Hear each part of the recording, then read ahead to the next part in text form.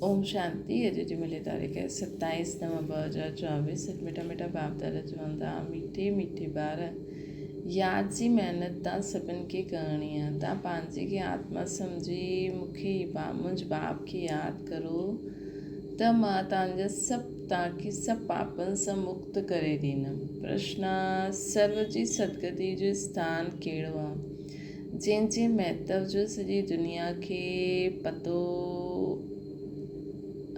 लॻंदो,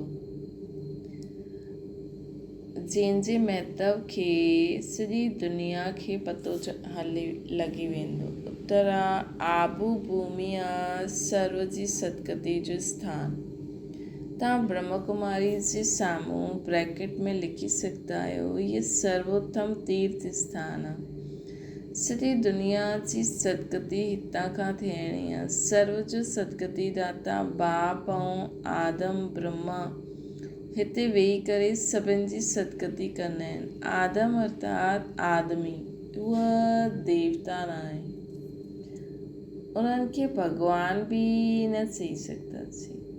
त आदम अर्थात आदमी, पहिरों आदमी ब्रह्मा, उन्हनि खे देवता न चई सघंदासीं, उन्हनि खे भॻवान बि न चई सघंदा आहियूं। ओम शांति। डबल ओम शांति।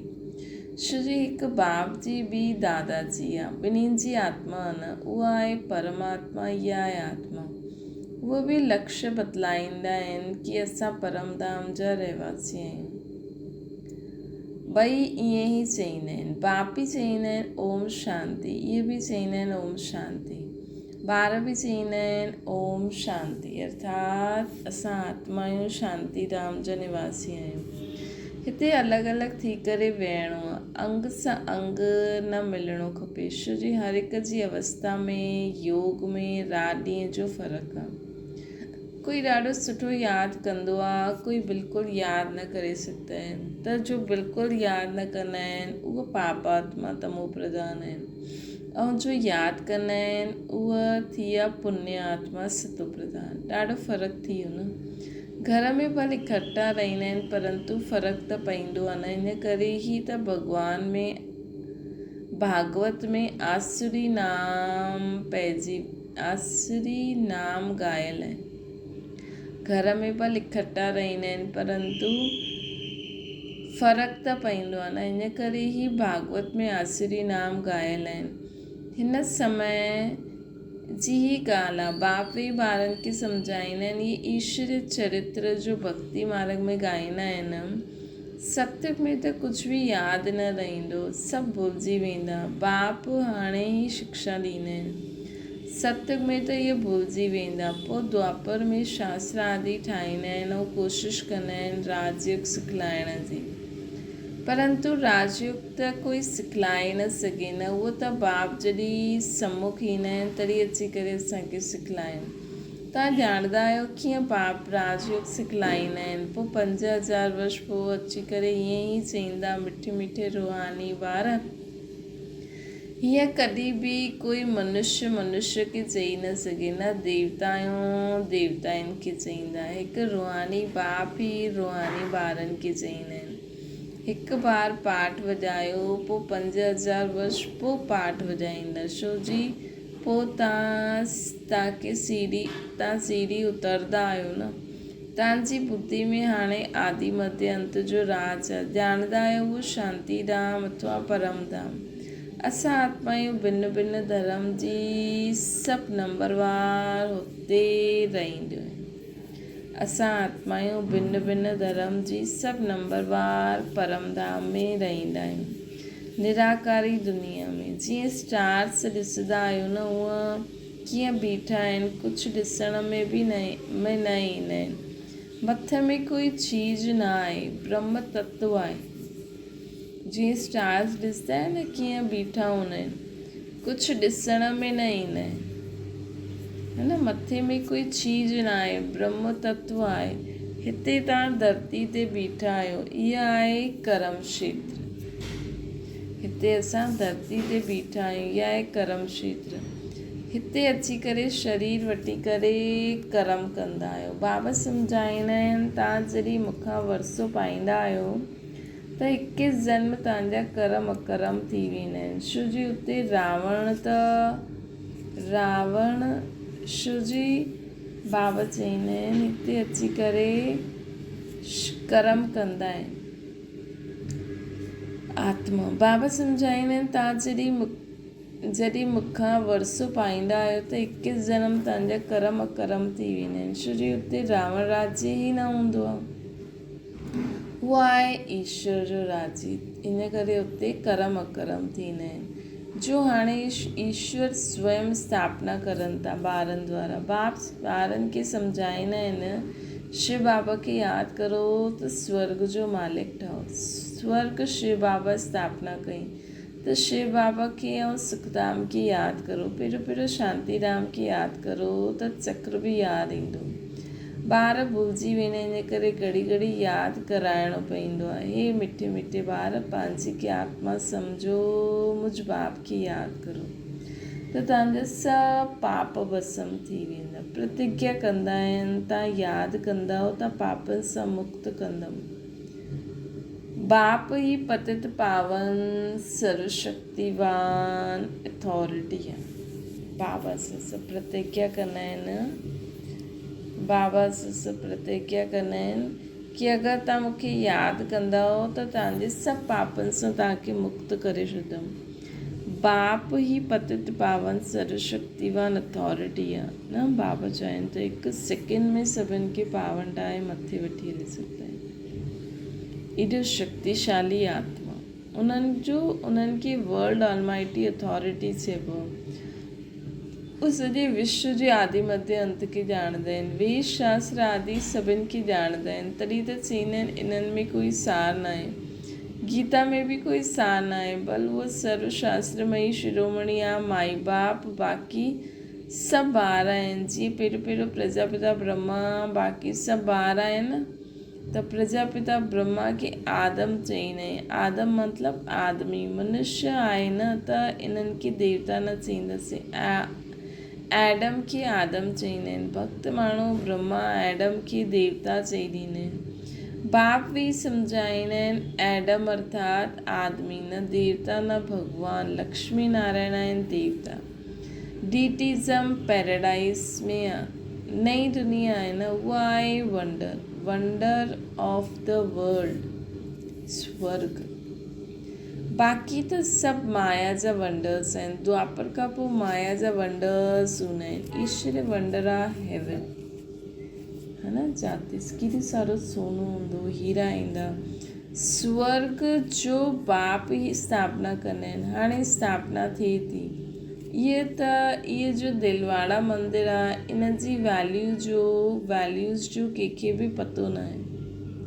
बाबा चवनि था कि हाणे उहा वंडर ऑफ द वर्ल्ड स्थापना थिए थो। इहे जो दिलवाड़ा मंदिर आहे, इन जी वैल्यूज़ जो कंहिंखे पतो न आहे। मनुष्य यात्रा करणु वेंदा आहिनि त सभिनि खां सुठो तीर्थ स्थान इहे आहे। तव्हां लिखंदा आहियो ब्रह्मा कुमारी ईश्वरीय विश्वविद्यालय आबू, त ब्रैकेट में इहे लिखो सर्वोत्तम तीर्थ स्थान। शिवजी तव्हां ॼाणंदा आहियो सर्व जी सदगति हितां खां ई थींदी आहे। इहे कोई ॼाणंदा न आहिनि। जीअं सर्वशास्त्रमयी शिरोमणी गीता आहे, वैसे सर्व तीर्थनि में श्रेष्ठ तीर्थ आबू। त मनुष्य पढ़ंदा अटेंशन वेंदो। सॼे वर्ल्ड जे तीर्थनि में आहे न, सभिनि खां वॾो तीर्थ इहा आबू पर्वत आहे, जिते बाप वेही सर्व जी सदगति कंदा आहिनि। तीर्थ त ॾाढा थी विया। गांधी जी समाधि खे बि तीर्थ सम्झंदा आहिनि। जॾहिं वञी करे उते फूल आदि चढ़ाईंदा आहिनि। उन्हनि खे कुझु पतो न हूंदो आहे। तव्हां ॿार ॼाणंदा आहियो न, त तव्हांखे हिते वेही दिलि अंदरि ॾाढी ख़ुशी हुजणी खपे। बाबा चवनि था असां हेवन जी स्थापना करूं था। हाणे बाप चईंदा आहिनि पंहिंजी खे आत्मा सम्झ, मूंखे यादि करो। पढ़ाई बि ॾाढी सहज आहे, कुझु बि ख़र्चो न लॻंदो आहे। तव्हांजी मम्मा खे हिकु पाई ख़र्चो लॻियो, बिगर कोड़ी ख़र्चे पढ़ी करे केतिरो होशियारु नंबर 1 ठही वई, राजयोगिन ठही वई न। मम्मा जहिड़ी कोई बि न निकिती आहे। मम्मा जहिड़ी कोई बि न निकिती आहे। ॾिसो भाव चवनि था, ॾिसो आत्माउनि खे ई बाप वेही पढ़ाईंदा आहिनि, आत्माउनि खे ई राज्य मिलंदो आहे, आत्मा ई राज्य गवाईंदी आहे। एतिरी नंढी सी आत्मा केतिरो कमु कंदी आहे, बुरे ते बुरो कमु आहे विकार में वञणु। आत्मा 84 जन्मनि जो पाठ वॼाईंदी आहे। नंढी सी आत्मा में केतिरी ताक़त आहे, है न। हिकु नंढी सी आत्मा में केतिरी ताक़त आहे, सॼे विश्व ते राज्य कंदी आहे। जॾहिं आत्मा में शक्ति अची वेंदी आहे त पूरे विश्व ते राज्य कंदी आहे। इन देवताउनि जी आत्मा में एतिरी ताक़त आहे, छो जो हाणे ताक़त वरूं था त उते हूंदी। हर हिकु धर्म पंहिंजी हर हिकु धर्म में पंहिंजी ताक़त हूंदी आहे। क्रिश्चन धर्म में केतिरी ताक़त आहे, आत्मा में ताक़त आहे, जो शरीर द्वारा कर्म कंदा आहिनि। आत्मा में ताक़त आहे। आत्मा ही हिते अची करे हिन कर्म क्षेत्र ते कर्म कंदी आहे। उते बुरो कर्तव्य हूंदो न आहे। आत्मा विकारी मार्ग में वेंदी आहे। जॾहिं रावण राज्य हूंदो आहे। मनुष्य त चई ॾींदा आहिनि विकार सदैव आहिनि। तव्हां सम्झाए सघंदा आहियो रावण राज्य ई न आहे त विकार कीअं हूंदो। हुते त योग बल सां ॿार पैदा थींदा आहिनि।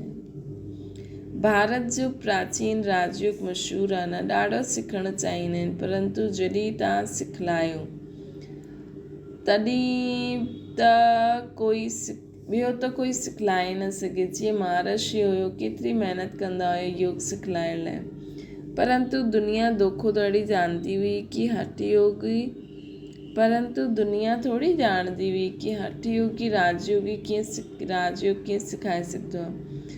चिन्मयानंद वटि वञी करे वेंदा हुया। हिकु बार उहो चई ॾे कि ये सचमुच भारत जो प्राचीन राजयोग सिवाइ ॿी कंहिंजे कोई सिखलाए न सघंदे त बसि। जॾहिं इहे वॾा महात्मा जंहिंजे चए ते दुनिया हले थी, जॾहिं इहे चई छॾंदा कि इहा ॿी के सही राजयोग सेखारींदी आहे, हिननि खे स्वयं परमात्मा सेखारे थी,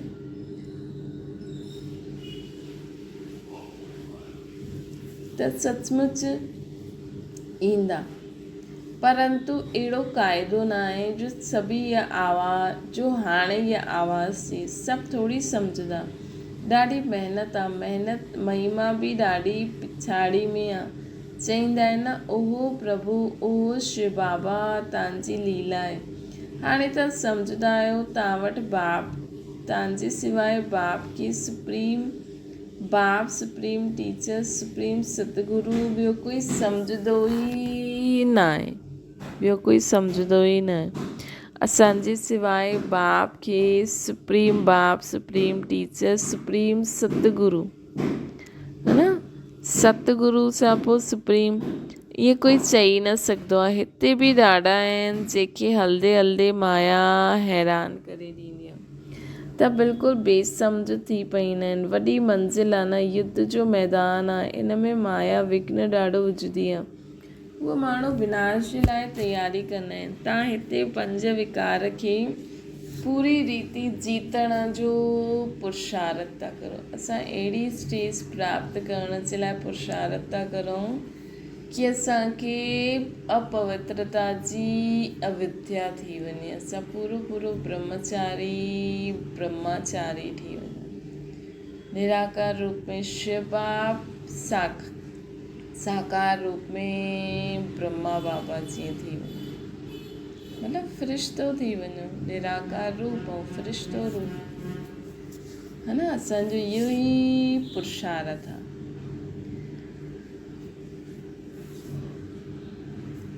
ऐं दुनिया वारा विनाश जी तयारी करनि था, तव्हां विजय जे लाइ उहो विनाश जे लाइ पुरुषार्थ करनि था। ॿिन्हिनि जो कमु इकठो थींदो आहे। हाणे टाइम पियो आहे, असांजो राज्य थोरी स्थापना थियो आहे। राजा आहियूं, प्रजा सभु ठहिणा आहिनि। तव्हां अधु कल्प जे लाइ बाप खां वरसो वठंदा आहियो, बाक़ी मोक्ष त कोई खे मिलंदो न आहे।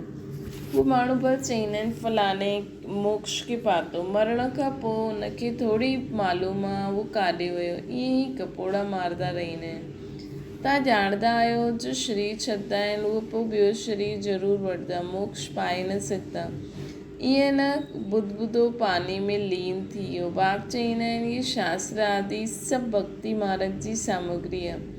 तव्हां ॿार सम्मुख ॿुधंदा आहियो गरम गरम हलवो खाईंदा आहियो, सभिनि खां जास्ती गरम गरम हलवो खाईंदा आहियूं। ये ज्ञान, उहो हलवो त खाईंदा ई आहिनि माण्हू, लेकिन जॾहिं बाबा जे सम्मुख ॿार ॿुधंदा हुया त बाबा चईंदा हुया गरम गरम हलवो खाओ था, जो सम्मुख ॿुधनि था न हुन समय त बाबा चईंदा आहिनि कि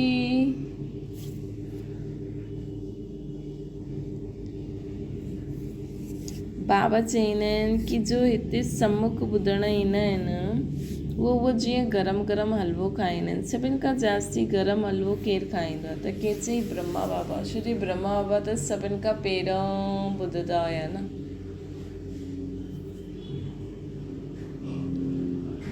इहे त बिल्कुलु हुननि जे बाजू में वेठा आहिनि, झटि ॿुधंदा आहिनि ऐं धारण कंदा आहिनि, पोइ इहे ई ऊच पद पाईंदा, सूक्ष्म वतन में वैकुंठ में हिननि जो ई साक्षात्कार कंदा आहिनि न। हिते बि उन्हनि खे ॾिसंदा आहिनि हिन अखियुनि सां। बाप पढ़ाईंदा आहिनि, पढ़ाईंदा त सभिनि खे आहिनि, बाक़ी आहे यादि जी महिनत, यादि में रहणु जीअं तव्हांखे डिफिकल्ट लॻंदो आहे उहो इन्हनि खे बि। इन्हनि में कोई कृपा जी ॻाल्हि न आहे, हिन में कोई कृपा जी ॻाल्हि न आहे। बाप चईंदा आहिनि असां लोन वरितो आहे, हुनजो हिसाबु किताबु ॾेई छॾंदा आहियूं, बाक़ी यादि जो पुरुषार्थ त इन्हनि खे ई करिणो आहे न।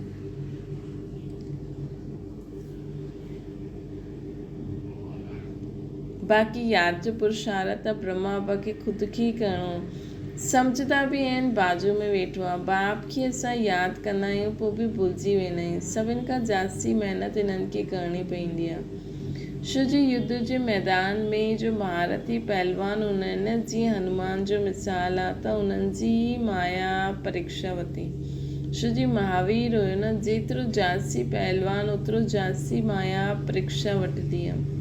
तूफ़ान जास्ती ईंदा आहिनि, ॿार लिखंदा आहिनि बाबा असांखे इहे थींदो आहे, बाबा चईंदा आहिनि इहे सभु कुझु थींदो। बाबा रोज़ु सम्झाईंदा आहिनि ख़बरदार रहणो आहे, लिखंदा आहिनि बाबा माया ॾाढो तूफ़ान हलाईंदी आहे। कोई देह अभिमानी हूंदा आहिनि त बाबा खे बदिलाईंदा ई न आहिनि। तव्हां हाणे ॾाढो अक़लमंद ठहींदा आहियो, आत्मा पवित्र थियण सां पोइ शरीर बि असांखे पवित्र मिलंदो। आत्मा केतिरो चमत्कारी थी वेंदी आहे। पहिरियों त ग़रीब ई उठाईंदा आहिनि, बाबा बि ग़रीब निवास ॻायल आहिनि, बाक़ी त उहो माण्हू देरी सां ईंदा। तव्हां सम्झंदा आहियो जेसि ताईं भाउ भेण न ठहे त भाउ कीअं ठहींदो। पहिरियों त हर हिकु ॿिए खे भाउ भेण जी दृष्टि सां ॾिसे सम्झे, हुन खां पोइ ई भाउ जो संबंध ठहींदो। प्रजापिता ब्रह्मा जी संतान त भाउ भेण ठहियल न, पोइ बाप सम्झाईंदा आहिनि भाउ सम्झो। इहे पिछाड़ी जो संबंध पोइ मथे बि भाइयनि सां वञी करे मिलंदा आहिनि। परमधाम में बाबा चईंदा आहिनि कि ॾिसो पिछाड़ी में इहे पिछाड़ी जो संबंध पोइ बि भाइयनि सां वञी करे मिलंदासीं, पोइ सतयुग में नयो संबंध शुरू थींदो। हुते सालो चाचो मामो आदि ॾाढा संबंध हूंदा न आहिनि। हुते इहे जीअं हूंदो आहे न सालो चाचो मामो काको, इहे सभु मामा, इहे सभु संबंध आदि न हूंदा आहिनि। केॾा सुठो हल्को जीवन हूंदो न। हिते त माण्हू संबंधनि में संबंध निभाईंदे ई लड़ाई झगड़ो करे वेही रहींदे। संबंध ॾाढो हल्को हूंदो, ॾाढो वधंदो वेंदो आहे। हाणे त बाप चईंदा आहिनि भाउ भेण बि न, भाउ सम्झो, असां सभु आत्मायूं भाउ आहियूं। नाम रूप सां बि निकिरी वञिणो आहे। भाइयनि खे ई पढ़ाईंदा आहिनि। आत्मा भाइयनि खे पढ़ाईंदा आहिनि। प्रजापिता ब्रह्मा आहे तॾहिं सभु भाउ भेण आहिनि। श्री कृष्ण त ख़ुदि ई ॿार आहे, उहो कीअं भाउ ठाहींदा। गीता में बि इहे ॻाल्हियूं न आहिनि। इहे बिल्कुलु नयो ज्ञान आहे, नियारो ज्ञान आहे। ड्रामा में सभु नूंद आहे। 1 सेकेंड जो पार्ट आहे न, ॿियो सेकेंड न मिले। केतिरा मास, केतिरा घंटा, केतिरा ॾींहं हूंदा आहिनि, पोइ 5000 वर्ष खां पोइ ईअं ई पास ईंदा। कम बुद्धि वारा त एतिरी धारणा न करे सघनि। इन करे बाप चईंदा आहिनि इहे त ॾाढो सहज आहे, बसि पंहिंजे खे आत्मा सम्झो, बाप ॿिए जे बाप खे यादि करो।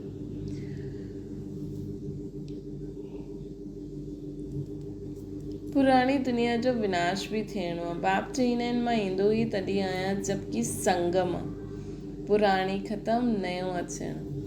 तव्हां ही देवी देवता हुयो, इहे ॼाणंदा आहियो। जॾहिं हिननि जो राज्य हुयो तॾहिं ॿियो कोई धर्म ई न हुयो। हाणे त हिननि जो राज्य ई न आहे। अच्छा, मीठी मीठी सिकी लॻे ॿारनि प्रति माता पिता बाप दादा जो यादि प्यार ऐं गुड मॉर्निंग। रूहानी बाप जी जो सभिनि रूहानी ॿारनि खे नमस्ते। असांजी बि रूहानी माता पिता बाप दादा खे यादि प्यार गुड मॉर्निंग ऐं नमस्ते।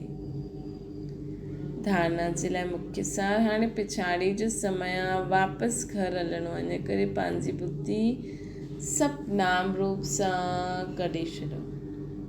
असां सभु आत्मा भाव आहियूं। इहे अभ्यास करणो, देह अभिमान में न अचिणो। ॿियो आहे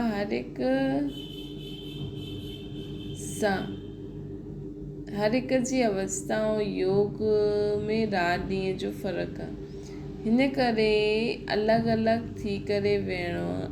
अगरि अंग सां अंग न लॻे, इहे ध्यानु ॾियणो है न। पुण्य आत्मा ठहिण जे लाइ यादि जी महिनत करणी आहे। वरदान आहे बाप जे प्यार में पंहिंजी मूल कमज़ोरी क़ुर्बान करण वारा ज्ञानी तो आत्मा ठहो। बाप ॾिसंदा आहिनि हाणे ताईं 5 ई विकारनि जी व्यर्थ संकल्प मेजॉरिटी में हलंदा आहिनि। हिकदमि असांखे न हाणे अहिड़ो पुरुषार्थ करिणो आहे कि हर विकार बुराई जी, हर कमी कमज़ोरी जी, सभिनि जी अविद्या ई थी वञे। बसि बाप समान, बाबा जीअं सोचंदा आहिनि, डिसीजन वठंदा आहिनि, बाबा जा संस्कार, बाबा जहिड़ा कर्म थी वञनि। मेजॉरिटी में बाबा ॾिठईं कि 5 विकारनि जे व्यर्थ संकल्प मेजॉरिटी ॿारनि में अञा बि हलंदा आहिनि। ज्ञानी आत्माउनि में कॾहिं कॾहिं पंहिंजी गुण व विशेषताउनि जो अभिमान अची वेंदो आहे। हर हिकु पंहिंजे मूल कमज़ोरी व मूल संस्कार, बाबा चईंदा आहिनि हर हिकु पंहिंजी मूल कमज़ोरी व मूल संस्कार खे ॼाणंदे बि हुन कमज़ोरी खे बाप जे प्यार में क़ुर्बान करे ॾियणु, इहे ई प्यार जो सबूत आहे। त हाणे अगरि असांखे शिव बाप ब्रह्मा बाबा सां प्यार आहे त असांखे छा करिणो आहे? पंहिंजी कमी कमज़ोरी, पंहिंजे अंदरि जो बि विकार जो अंश वंश सहित सभु बाबा खे ॾेई छॾो, दृढ़ संकल्प सां ॾेई छॾो, त पोइ असांखे अनुभव बि थींदो आहे। ईअं न हिकु बार ख़तमु थी वेंदो। हाणे असां दृढ़ संकल्प कयो कि सभु व्यर्थ संकल्प, विकल्प, विकार, बुरायूं, कमी कमज़ोरी सभिनि सां मुक्त आहियां। रावण जो सर कटे छॾियो। ये प्यार जो सबूत आहे। स्नेह व ज्ञानी तो आत्मा बाप जे प्यार में व्यर्थ संकल्पनि खे बि निछावर करे ॾींदे। व्यर्थ संकल्प बाबा चईंदा आहिनि हाणे ॿारनि जो ॿियो कुझु न, लेकिन व्यर्थ संकल्प हलंदा आहिनि। त व्यर्थ संकल्प जी बि अविद्या थी वञे, उहो बि हिकदमि असांजी आत्मा एतिरी शक्तिशाली थी वञे कि कोई व्यर्थ संकल्प असांखे टच ई न करे सघे, कोई विकल्प असांखे टच ई न करे सघे, कोई विकार असांखे टच ई न करे सघे, है न। एतिरी शक्तिशाली स्लोगन आहे सुमान जी सीते स्थित रही, सर्व खे सम्मान ॾियण वारा ई माननीय आत्मा आहिनि। सुमान जी सीट में सिट रही सर्व खे सम्मान ॾियण वारा ही माननीय आत्मा आहिनि। मां सुमान में रवां, मां केरु आहियां? मां बाबा जी संतान आहियां, मां श्रेष्ठ आत्मा, मां रहमदिल आत्मा। तॾहिं असां ॿियनि खे सम्मान ॾेई सघंदासीं। त इहे ई माननीय आत्मा ठहिणु। अच्छा, ओम शांति। बाबा खे यादि करो।